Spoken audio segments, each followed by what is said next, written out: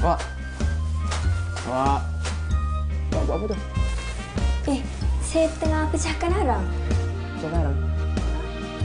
Nak buat kau bakar? Taklah. Saya nak makan lah. Makan? Saya makan arang pula ni.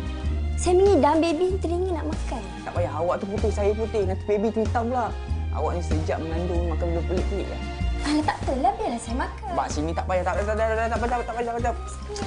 Bak sini. Benda ni kita tak tahu racun ke apa ni. Bahaya untuk kesihatan baby kat dalam tu. Dah. Bayang mengandung ada sangat. Ya.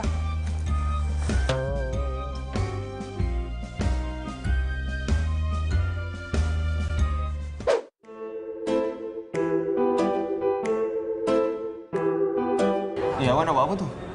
Nak makan lah. Ni ubat gigi ni buat apa? Makan dengan mi goreng. Makan ubat gigi dengan mi goreng? Awak jangan buat kerja pelik makan ubat gigi dengan mi goreng ni. Saya mengidam. Kalau awak mengidam pun, betul-betul lah sikit malu lah orang tu. Nampak ni? Sikit je. Orang nampak buat malu lah awak ni. Tak apa, saya mengandung. Pelik lah awak ni. Bahaya untuk baby tu.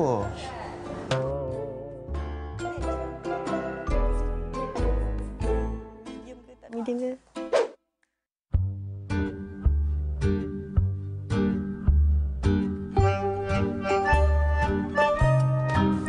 Nah, sabun ni awak pesan. Penat saya cari.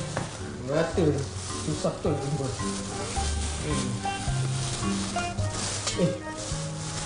Baru 2 hari lepas saya belikan sabun kan?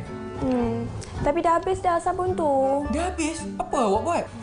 Saya makan. Saya mengidam makan dengan nasi. Makan? Makan dengan nasi sabun tu? Awak jangan makan sabun tu. Sabun tu bahaya tahu tak? Nanti apa-apa jadi kat baby payah. Lepas ni jangan makan tau. Yelah.